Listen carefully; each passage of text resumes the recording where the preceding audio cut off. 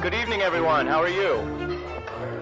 Good. We will warm up from there. I want to welcome you to the CommonCause New York Annual Awards Dinner. 2 years of careful planning and hard work, supported by the contributions of many of you who are here today for our Citizens Redistricting Commission project, paid off spectacularly. In New York, CommonCause has advocated for democracy, not a partisan advantage, in developing redistricting maps for House races, and some of those proposals were recently adopted in court-ordered redistricting just last March. The CommonCause reform maps, nonpartisan, non-political redistricting maps drawn by our research and policy coordinator, Brian Paul, were heralded by the New York Times as straightforward and fair, dubbed damn good by the Daily News, and called the best possible outcome by the Albany Times-Union.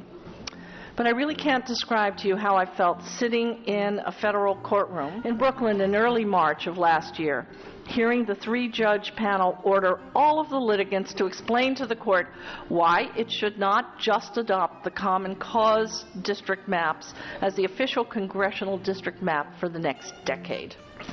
At that moment, I realized that we had actually achieved one of our goals. The nonpartisan, non-politicized maps that we drew truly had become, as Newsday called them, the golden standard. We will also be working on all fronts to defeat the legislature's proposed redistricting amendment to our state constitution, because it actually leaves our state open to gerrymandering yet again. There was an old saying about Mayor Richard Daley, although it actually applies to most politicians. They would say the thing about Daley is he's always there when he needs you. And I think a lot of politics, as we know, is like that. It's transactional. People pop up when they need you.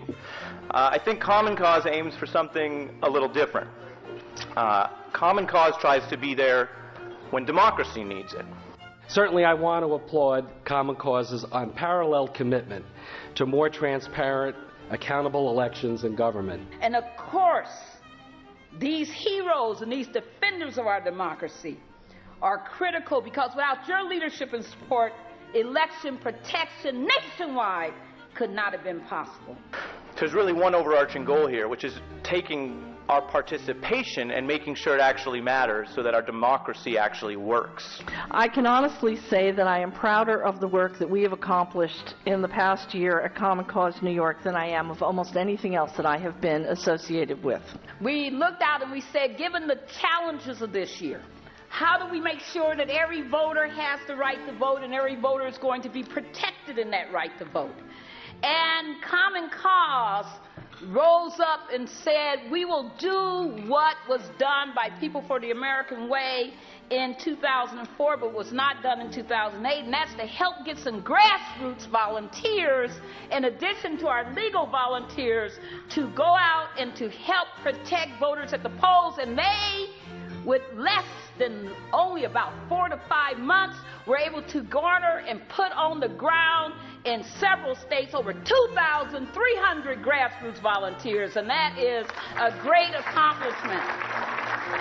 CommonCause has worked with engineers at a recent tech conference to lead an effort to build an app. You know, when they say there's an app for that, it's like a thing on the phone. Some of you know what I'm talking about. It's always important to insult the audience, then butter it up. But their app worked, and it helped expose and report voter irregularities in New York. As the New York Times reported, it was a local tool that enabled voters to immediately expose delays, harassment, and intimidation for a live response. And that effort, of course, fortified CommonCause's long-standing voter hotline, landlines, a very big thing. And true to form, we have a lot of new opportunities in the year ahead. We look forward to continuing the work with CommonCause nationwide in these efforts in the years to come. This partnership has a lot of work to do, because we know it takes everything within our power to ensure our elections are free, fair, and accessible. But most importantly, we all in this room must continue to work together to ensure that every voter who is eligible and wants to participate in our democracy has that opportunity. The reason we do this is because there's so many people out there trying to vote and having a hard time. This is truly a group effort in election protection. It's a group effort in so many ways. It is the Lawyers Committee working with Common Cause and the many other coalition partners. It is the law firms here working together. We have a tradition among the large law firms and the medium-sized and the small law firms to do pro bono work, to commit to pro bono work, to make it a vital part of our firms, all of us. You know, it's a privilege to help people who are that serious about participating in the democracy. It is not something we need an honor for, it is a joy. We greatly appreciate Common Cause recognizing that.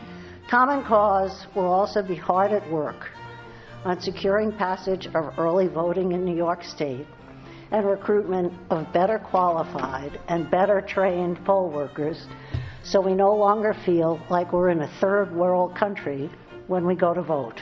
We know that it is more expensive than ever to run for office, and that has its own distorting influence on democracy. The issue of financing campaigns must be addressed, and it must be addressed now, this year in 2013. It's been a priority for Common Cause, and I appreciate the fact that you've never wavered. Common Cause is also a key member of the Fair Elections Coalition, which is pushing for campaign finance reform right now at a state level. Having recently gone through a statewide race as a middle-class fellow who's not able to pull a few $1 million out of my personal wallet, which my opponent was able to do, I know how hard it is to compete with the influence of money these days. And certainly I have that concern that I know you have, that opportunity to compete for public office, especially for major offices, will be defined purely by money and personal wealth. And that's what our democracy certainly should not be about. Support for public funding is a winning campaign issue. So, Susan, I'm with you. Let's hope this is the year we're going to make it happen, right? With Common Cause leading the way. There's only one thing you can say. Thank you! Thank you! Thank you! As anyone who's been involved in good government knows, you can never rest on your laurels. There's always a lot more to be done. The next stage has to be we have to deal with Citizens United. In this post-Citizens United era that we're all going through, we must press each and every corporation to commit to full disclosure. Is a corporation really a person with all the privileges, immunities, and rights of a person?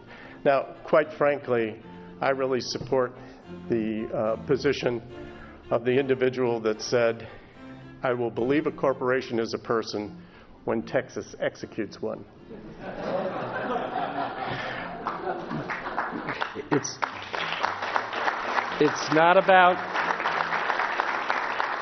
about partisan politics. We need to know how shareholder money is being spent and for what purpose. We have to turn this back, and we have to take back our democracy and enforce it within the Constitution. Disclosure of corporate political spending works to actually curtail it.